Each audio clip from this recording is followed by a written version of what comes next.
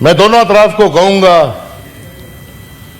کہ تمہیں یاد ہو کہ نہ یاد ہو، ہمیں یاد ہے ذرا ذرا۔ آج میں اپنے بھائیوں کی مایوسی دیکھ سکتا ہوں۔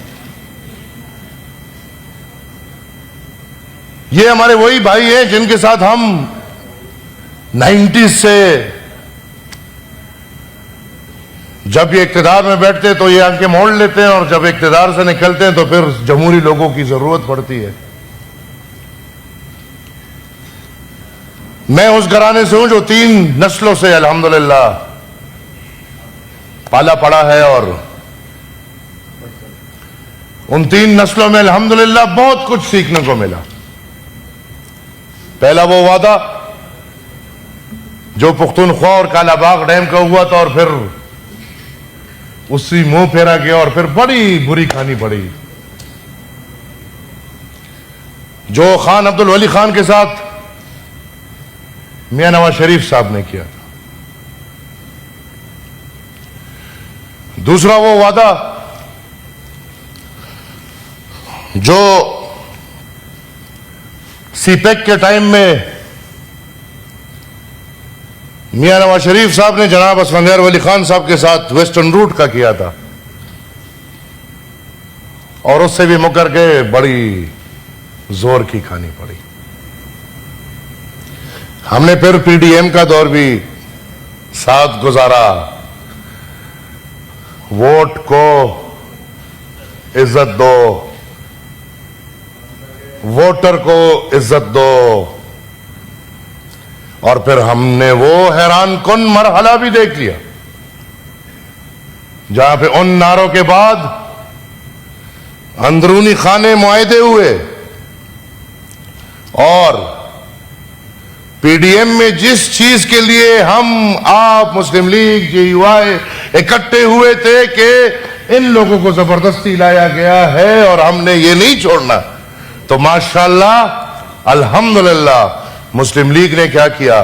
جمہوریت کے کفن پہ وہ تابوت پہ کیل ٹھوک دیے۔ آج میں مبارکباد کہوں گا۔ کیا بات ہے بھائی، دنیا کے سب سے بڑے مسئلے میں مبارکباد دوں گا، اچھی حرکت ہے، لیکن حکومت کو مبارکباد کے ساتھ یہ بھی بتاتا چلوں کہ اب پیٹرول کی قیمتیں بھی کم کرنی ہوں گی۔ اب یہ جو لیوی میوی اور وہ پیٹرولیم لیویاں جو عوام کے جیبوں پہ اس جنگ میں ہمارے ریاست پاکستان نے ڈالا، جناب چیئرمین انہوں نے تو بڑے خوشی خوشی صلح کرا لیا، لیکن جو جنگ کے ایک دن بعد 100-200 روپے قیمت بڑھی تھی، کیا آج معاہدے کے ایک دن بعد وہ قیمت کم ہوگی کہ نہیں؟ حسب روایات وہ زیادہ ہی ہوتی جائے گی۔ میڈم چیئرمین، ہماری ایک بدقسمتی ہے، ادھر ہم نے دیکھے، آپ نے دیکھے، آپ الحمدللہ انسانی حقوق کی دائی رہی ہیں، آپ الحمدللہ جمہوریت کے لیے آپ نے بڑی قربانیاں دی ہیں۔ آپ سنجیدگی دیکھیں، آپ بجٹ کی تقاریر دیکھیں، کوئی کسی کو زندہ باد کہہ رہے، کوئی کسی کو زندہ باد کہہ رہے، کوئی کسی کو چور کہہ رہے، کوئی کسی کو چور کہہ رہے۔ پاکستان کا سارا نظام آپ لوگوں نے 2-3 چہروں کے ارد گرد کر دیا ہے۔ وہ 2-3 چہرے جو چیز مان گئے، سب پاکستانی ان پہ چلیں گے۔ وہ 2-3 لوگ وہ چیز نہیں مانے تو مسئلے ہوں گے۔ یہ باقی کے کروڑوں عوام کا کوئی سوچنے والا ہے کہ نہیں؟ میڈم چیئرمین، بجٹ پہ بات کروں، I can say it on oath کہ جس طرح مجھے، جس طرح آپ کو، جس طرح ہمارے باقی کلیگز کو، میڈیا کو، پاکستان کے عوام کو بجٹ کے دن پتا چلا کہ بجٹ کیا ہے، میں لکھ کے دیتا ہوں کہ مسلم لیگ والوں کو بھی اسی دن پتا چلا ہوگا کہ بجٹ کیا ہے۔ اور اس پہ آپ خوش نہ ہو. یہ ادوار آپ نے بھی گزارے ہیں. غلطیاں ہوئی ہیں نا, غلطیاں ہوئی ہیں. آج دونوں ایک دوسرے پہ انگلیاں اٹھا رہے ہو.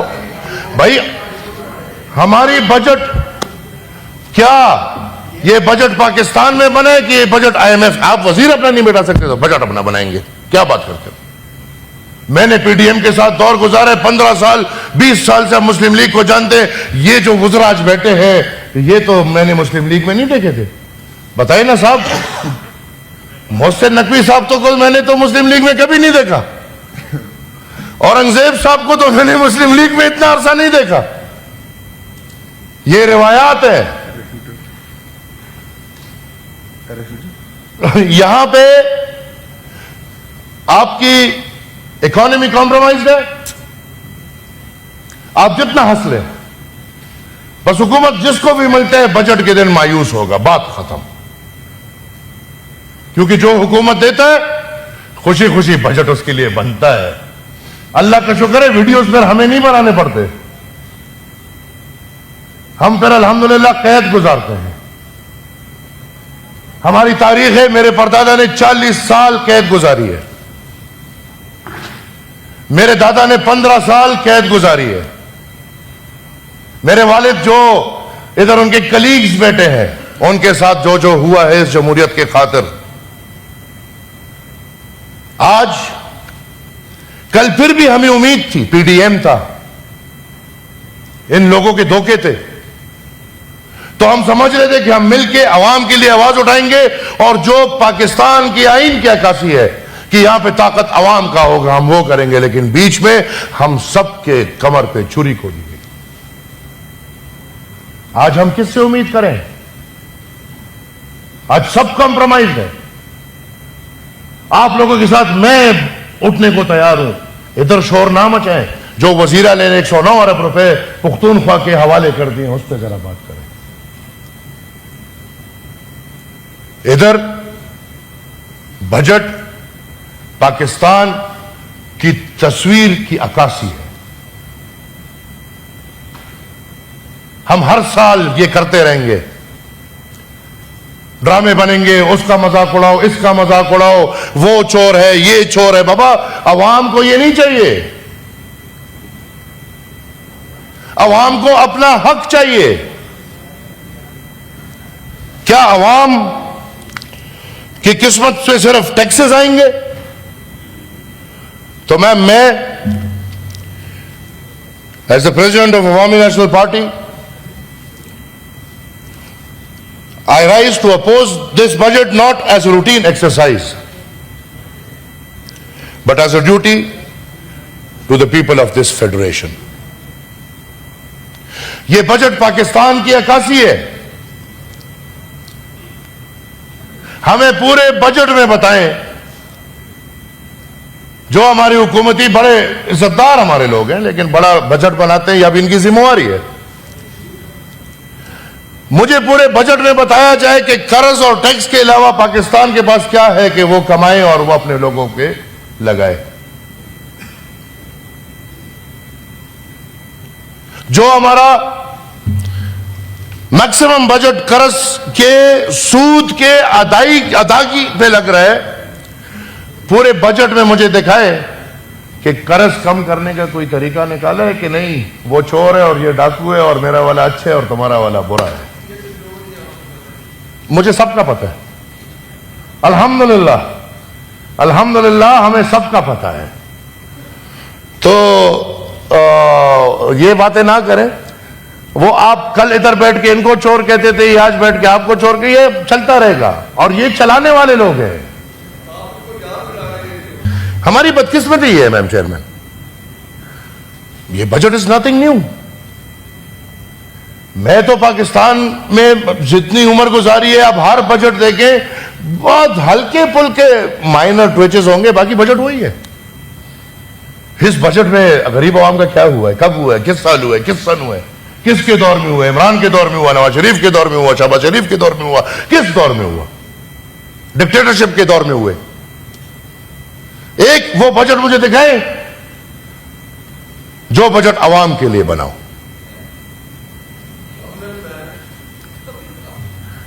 آپ ڈاکٹر صاحب آپ فکر کریں،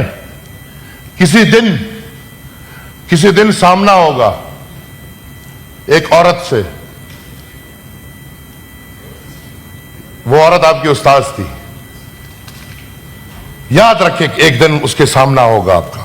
باقی چھوڑ دیں، عوام کی خدمت تو ماشاءاللہ آپ سے زیادہ کون کر سکتا ہے، آپ تو بیٹھے ہی عوام کی خدمت کے لیے ہیں. لیکن وہ اس کا نام میں بھول گیا، بڑی مشہور وہ سپریم کورٹ کی جو میم آسمہ جہانگیر، ایک دن آپ کے سامنے ضرور کھڑی ہوگی تارڑ صاحب، اور آسمہ جہانگیر بی بی کو جواب دے ہونا پڑے گا آپ کو. تو شاید اسی دن ہو. کچھ چیزیں تو ادھر بھی چھوڑ دو نا، جہاں پہ کھلواڑ ہو گیا اب وہ نہیں ہے تو وہ پھر آگے کریں گے کہ ہمارے شاگردوں نے کیا کیا ہے. میم بجٹ 81 ہے، یہاں پہ پختونخوا کا حق کھایا جا رہا ہے، سندھ کا حق کھایا جا رہا ہے، بلوچستان کا حق کھایا جا رہا ہے، جنوبی پنجاب کا حق کھایا جا رہا ہے، پنجاب کا حق کھایا جا رہا ہے، اور دفاع کی خدمت ہو رہی ہے. آپ حکومت میں ہر کوئی بیٹھ کے یہ صوبائی خود مختاری احسان کیوں سمجھتے ہیں؟ یہ احسان نہیں ہے، یہ آئینی تقاضا ہے. اور بدقسمتی سے پچھلے دنوں میں وزیر اعظم اور تمام وزراء اعلیٰ بیٹھ کے آئین کی خلاف ورزی کرتے ہیں، 18th امینڈمنٹ کی خلاف ورزی کرتے ہیں. یہ نظام آپ نے چلانا ہے، اسی طرح چلانا ہے، 100 بسم اللہ چلے گا. مجھے بھی پتہ ہے، آپ کو بھی پتہ ہے، ڈے 1 سے یہی ہے. 15% لوگ مزے کریں گے، مرات میں پڑیں گے، 85% لوگوں کو نہ چھوڑا جائے گا. کبھی آپ نہ چھوڑیں گے، کبھی یہ نہ چھوڑیں گے. ہم الحمدللہ کبھی اس طرف ہماری اتنی ہے ہی نہیں وجود کہ ہم ادھر بیٹھے. جو بیٹھتے ہیں انہی میں ہمت کافی ہے، بس نہ چھوڑی جاؤ، نہ چھوڑی جاؤ، نہ چھوڑی جاؤ، نہ چھوڑی جاؤ. پتہ چلے گا کب تک یہ قوم نہ چھوڑی جا سکتی. اور قوم بھی ہماری سوئی بھی قوم ہے. حق ملتا ہے تو کشمیر کو ملتا ہے. کیوں؟ کیونکہ وہ نکلتے، وہ اپنے حق کے لیے پوچھتے. ادھر بجلی آج بھی 3 روپے. کیوں؟ بجلی بنا رہے تو کہ پختونخوا کیا کر رہے؟ یہ جو پختونخوا بجلی بنا رہے اور جس کو سب دبائی جا رہے ہوتے، آپ عوام کی خدمت کر رہے ہیں. آپ نے AG انقاذی فارمولے کے تحت پختونخوا کو کب کیا دیا؟ اور آج ہمارے پنہ خان بیٹھے ہوئے مجھے بتایا کہ 3 سال میں جب ادھر ان کی حکومت تھی تو پختونخوا کو کیا دیا؟ میم نہیں، اب ادھر تو آپ کی ہے. وفاق میں آپ ہیں، کوئی اور ہے؟ کوئی اور. شہباز شریف صاحب آپ کا ہے؟ میرے خیال میں نہیں ہے آپ کا بھی، میرے خیال میں آپ کا نہیں ہے. وہ پیسے وفاق نے دینے ہیں. AG انقاذی فارمولا، AG انقاذی فارمولا وفاق نہیں. ان کو ذرا سمجھائیں نا. خیر صاحب چھوڑ دیں، احمد صاحب تقریر. ان کو شوق ہے نا. AG انقاذی فارمولا کے پیسے وفاق نے دینے ہیں. 18th امینڈمنٹ پہ عمل وفاق نے کرنا ہے. ڈیولوشن آف پاور وفاق نے کرنا ہے. ایک طرف آپ کہتے ہو کہ ہمارے پاس پیسے نہیں ہے، دوسری طرف ادارے بھی دبائی رکھو، دبائی رکھو. بھائی 18th امینڈمنٹ کے بعد یہ ادارے منتقل کرو، ختم کرو. وفاق میں ہیلتھ کیا کر رہے ہیں، ایجوکیشن کیا کر رہے ہیں، یہ باقی چیزیں کیا کر رہی ہیں. 5 وزارتیں رکھو.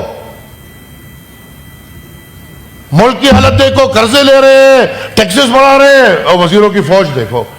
ایک کام جس میں کوئی پاور نہیں ہے، 2 وزیر ہے، اختیار ایک کے پاس بھی نہیں ہے. اداروں میں کیا ہو رہا ہے؟ میڈم صرف تنقید پہ کام نہیں ہوگا، میں یہ بھی سمجھتا ہوں.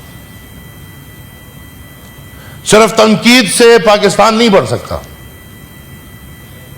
اور میم آپ کو بھی پتہ ہے، ہمیں بھی یہ پتہ ہے کہ یہ تقریر بھی محض ایک تقریر ہی ہے. اس سے نہ کچھ بدلے گا، نہ کسی کو حیا، نہ وہ جو میرے چاچا خواجہ آصف صاحب کہتے تھے، آج وہی میرا دل کر رہا ہے کہ کہہ دوں کہ نہ کسی کو حیا آنی ہے، نہ کسی کو شرم آنی ہے، نہ کسی کو غیرت آنی ہے، نہ جمہوریت جاگے گا، نہ عوام سوچ جاگے گا۔ یہ صرف محض تقریریں ہیں۔ آئی ایم ایف سے تیار شدہ بجٹ آپ کا آیا ہے، اس میں اتنی چینجز آپ نہیں کر سکتے، وہ کامیاب ہوگا اور پھر بدقسمتی سے پاکستان کا بجٹ بھی، یہ جو ہمارا ایک کانٹریکٹ ہے، دس از اے سوشل کانٹریکٹ، یہ 1 2 3 نہیں ہے، یہ ریاست کا اپنے عوام کے ساتھ، ماں باپ کا اپنے بچوں کے ساتھ آنے والے سال کا ایک سوشل کانٹریکٹ ہے۔ تو اس کانٹریکٹ سے ہی پتا چل رہا ہے کہ ریاست سوتیلی ہے،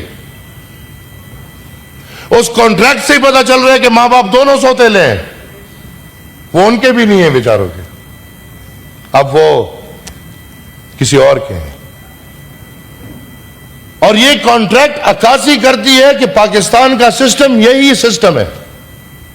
میم، انگریز آیا، انگریز نے ایک نظام بنایا، ایک پرائے وطن میں ایک پرائے قوم کو کنٹرول کرنے کے لیے ایک نظام بنایا، چوکیدار بٹھائے ڈی سی کے دفتر میں، کمشنر کے دفتر میں، باقی طریقوں سے۔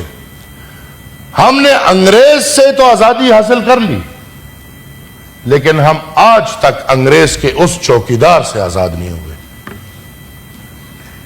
ڈی سی کا آفس آج بھی عوام کا آفس نہیں ہے، بلکہ ڈی سی کا آفس اس کنٹرولڈ رجیم کا بنیادی چوکیداری دفتر ہے۔ اس رجیم کے خلاف کوئی بات کرے گا، ڈی سی صاحب اٹھ کے انگریز کے زمانے کا قانون لگائے گا، 4 مہینے کے لیے قید کر دیا، 2 مہینے کے لیے قید کر دیا۔ آپ کے پولیس رولز ابھی تک انگریز کے چل رہے ہیں۔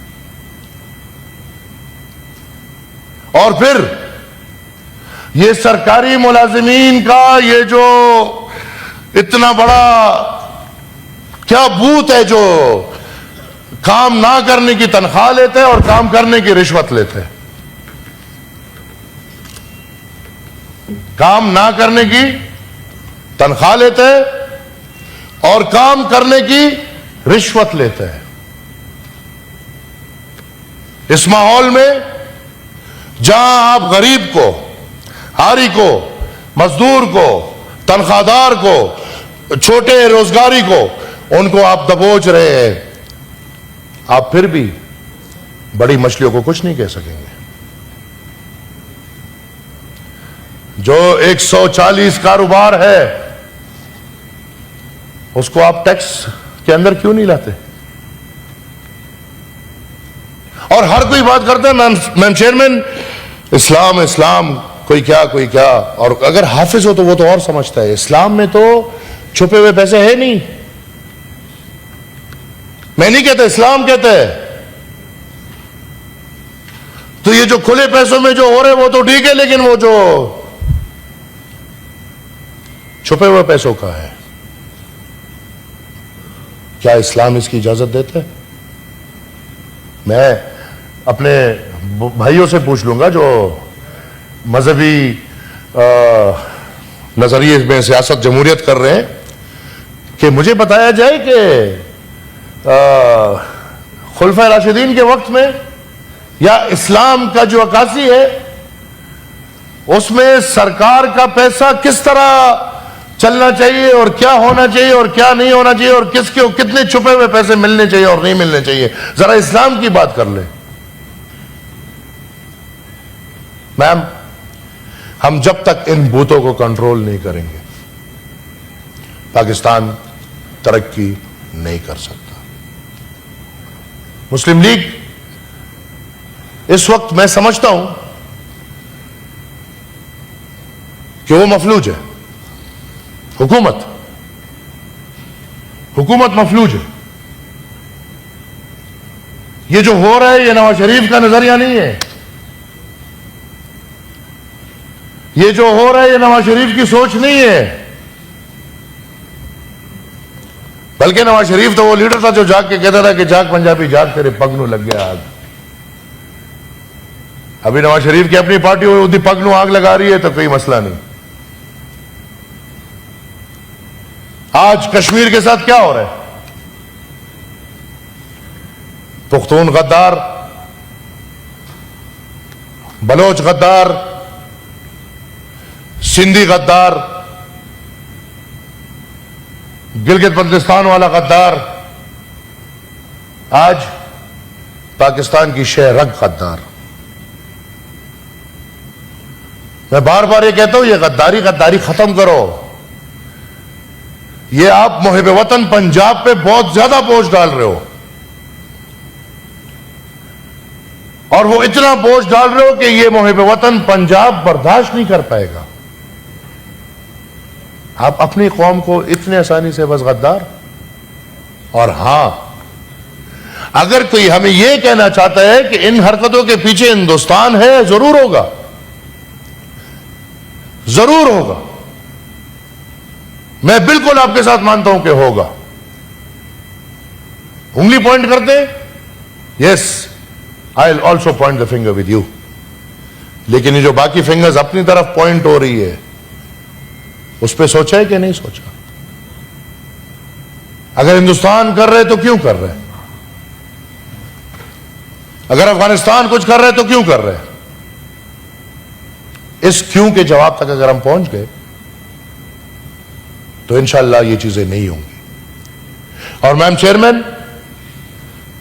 اگر آپ کے اپنے بچے بگڑ جائیں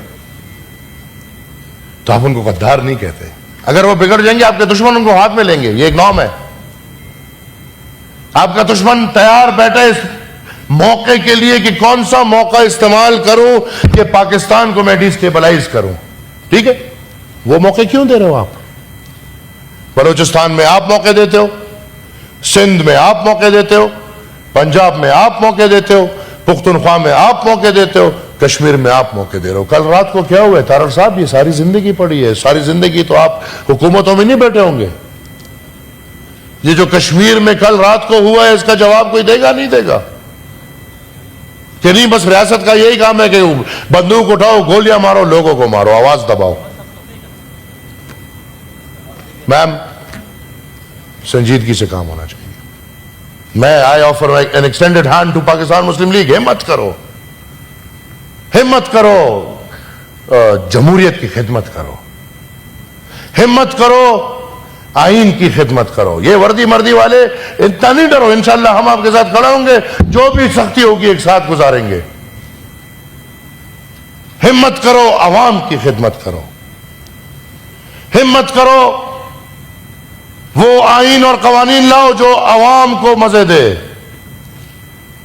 طاہر صاحب، جس طرح آپ نے عدلیہ کو قابو کیا، ہمت کرو. جس طرح آپ نے عدلیہ کے تمام تر چیزیں اپنے ہاتھ میں پکڑ لیے، اور اب طاہر صاحب کی جو مرضی انشاءاللہ عدالتوں میں وہی ہوگا.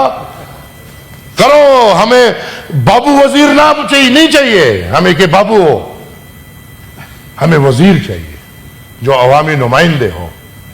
آپ ہمت کرو، انشاءاللہ ہم آپ کے ساتھ کھڑے ہوں گے، ہر حد تک جائیں گے.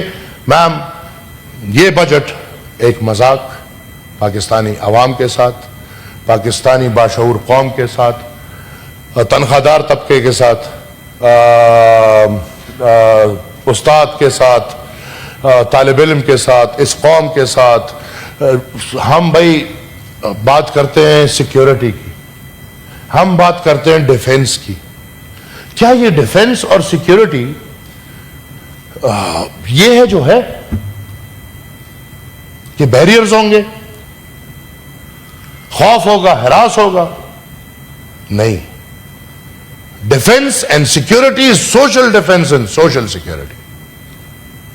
ہم صرف بندوق سے سیکیور نہیں ہیں، ہم صرف توپ اور ٹینک سے سیکیور نہیں ہیں. میں ختم کرنے والا ہوں. ہم اگر سوشلی سیکیور ہوں گے، ہم مورلی سیکیور ہوں گے، یہاں پہ سکولز بنیں گے، یہاں پہ ایجوکیشن کچھ طریقہ ٹھیک ہوگا, یہاں پہ اسپتال بنیں گے, یہاں پہ سڑکیں بنیں گی, یہاں پہ لوگوں کو روزگار ملیں گے, یہاں پہ کارخانے بنیں گے, یہاں پہ لوگ ٹریڈ کریں, تجارت کریں جو آپ نے بند کیے ہوئے, تب آپ کی سوشل سیکیورٹی آگے بڑھے گی. میم, اگر آج کے دور میں یہ کہوں کہ میرے پاس 1 ارب نیزے پڑے ہیں تو ان نیزوں سے میں لڑ سکتا ہوں. اگر آج کے دور میں کہوں کہ میرے پاس 2 کروڑ تلواریں ہیں تو ان 2 کروڑ تلواروں سے میں لڑ سکتا ہوں. تو گورنمنٹ کے لیے مشورہ ہے کہ دور بدل گئے ہیں. اب انسانی جنگ بہت کم ہے, اب انسانوں کی ضرورت نہیں ہے, اب باٹس ہے, اب ٹیکنالوجی ہے, اب ڈرونز ہیں, اب میزائلز ہیں. اب تو بناؤ, بالکل وہ چیزیں بناؤ, لیکن یہ جو اپنے عوام کو کنٹرول کے لیے جو 1 کروڑ تلواریں رکھی ہوئی ہیں ان کو قابو میں لاؤ.